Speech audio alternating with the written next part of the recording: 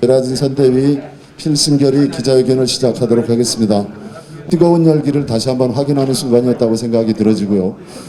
저희들은 이재명 선대위 제주 지역 제라진 선대위 출범 이후에 각종 도민들로부터 여러 가지 얘기를 들으려고 전문가분들도 만났고요. 도민들도 많이 만났고 거기에 모아진 의견들을 어제 아마도 여러분들도 느끼셨을 겁니다만 그런 열기를 모아서 반드시 3월 9일 승리로 이끌겠다는 결의를 다지는 기자회견을 시작하도록 하겠습니다. 도의원분들이 결의를 다지는 그런 기자회견 발표가 있겠습니다. 기자회견을 발표하겠습니다. 위기를 돌파할 준비되고 유능한 경제 대통령이 반드시 필요한 때입니다. 때 대선의 공식 선거운동이 시작됩니다. 이에 이재명 제주 선대위는 선거운동 후보의 승리가 왜 절실한지를 도민 여러분께 간절하게 호소드리고자 합니다. 제주도민 여러분, 윤석열 후보는 아무런 근거도 없이 문재인 정권에 대한 적폐청산 수사를 하겠다고 공언하며 마치 정권을 잡은 듯이 보복 수사에 대한 의지를 드러냈습니다. 결국 윤석열 후보의 공천은 무소불위의 검찰 권력을 놓지 않으려는 검찰 기득권에 사삼을 흔들고 국정을 농단했던 이명박근혜 세력이 야합해서 복수와 보복이 판치는 검찰공화국을 탄생시키기 위함이었음을 확인되고 있습니다. 근거도 없는 보복 정치는 갈등과 분열, 증오를 낳고 경제는 뒷전으로 밀린 채 민생을 도탄에 빠뜨릴 것입니다. 더욱이 우리 앞에는 코로나19 등 극복해야 할 위기와 절제절명의 과제들이 놓여 있습니다. 행정 경험도 없는 초보자가 아니라 위기를 돌파할 준비되고 유능한 경제 대통령이 반드시 필요한 때입니다.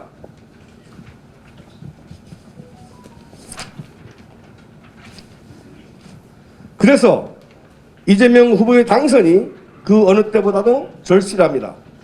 그래서 정치 보복에 검찰공화국 시대를 막고 민생과 경제를 살리기 위해 이재명 후보를 선택해 주실 것을 도민 여러분께 간절하게 호소드립니다. 공약도 찾아볼 수 없는 윤석열 후보와 달리 도민이 잘 사는 제주를 위한 실질적 대안을 제시했습니다. 기본소득을 지급하는 기본소득 시범 실천 소득 지원, 해상 물류비 및 택배비 지원 등 또한 환경보전 기여금 도입, 탄선도, 4.3의 완전한 해결 등이 이루어지는 따라서 이재명 후보가 약속한 제주의 미래는 곧 현실이 될 것입니다. 간절하게 호소드립니다. 제주도민 여러분, 그동안 이재명 제주 선대위는 정책 공모 등을 통해 민생 현장에 쓴소리를 들었고 이 현장 공모 및 직선 등 쇄신과 혁신을 위한 노력도 해왔습니다. 하지만 더 혁신하겠습니다. 6월 14일 제라진 이재명 제주 선대위. 네, 감사합니다.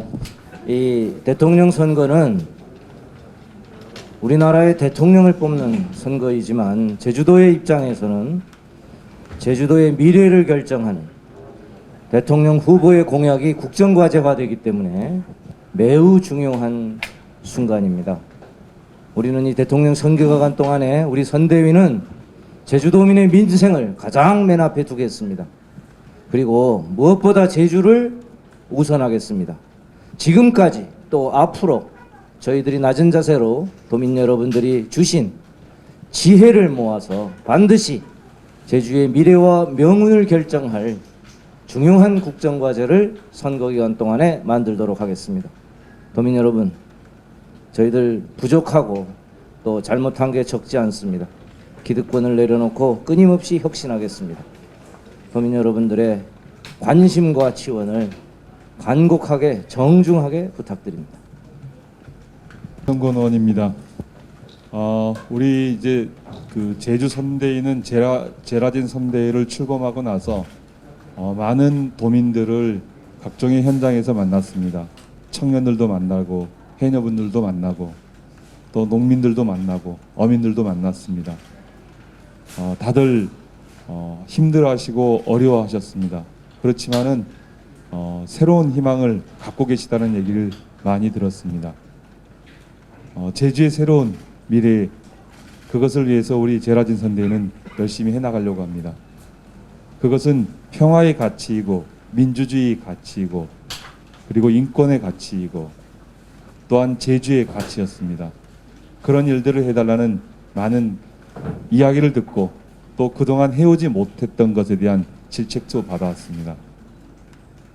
그렇지만 여전히 이제 맡겨야 될 사람은 이재명이다 라는 소리를 들었습니다. 이재명 후보가 갖고 있는 평화에 대한 가치, 민주주의에 대한 가치, 인권의 가치, 그리고 제주의 가치, 환경의 가치들을 잘 알려나가겠습니다.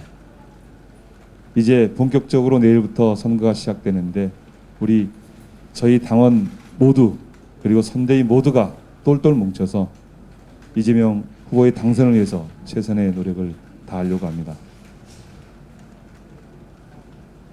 민주주의를 지켜내는 것 매우 중요하다고 생각되어집니다.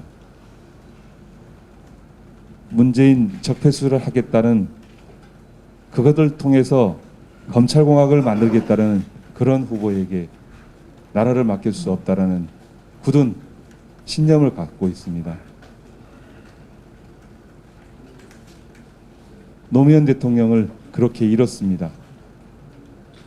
우리 노무현 대통령을 지켜야 될, 다시 그러한 일들이 일어나지 않게끔 만드는 것이 우리 의무라고 생각하고 있습니다.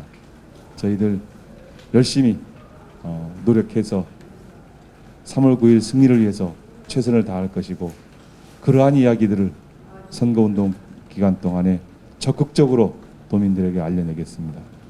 고맙습니다. 행정태도를 앞서서 이제 잠깐 검토를 하신 걸로 알고 어제도 검토 중이라고 얘기하셨는데 구체적으로 어떻게 검토를 하고 있는지.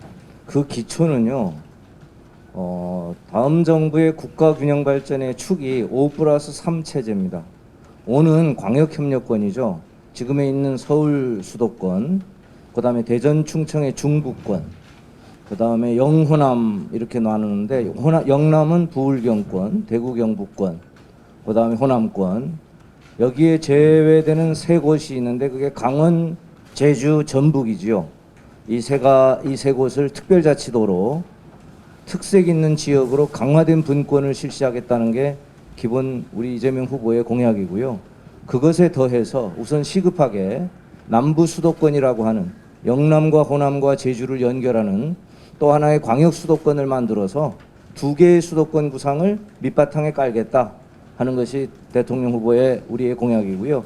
그 영남과 호남과 제주를 아우르는 시도로 이야기하면 부산, 울산, 경남,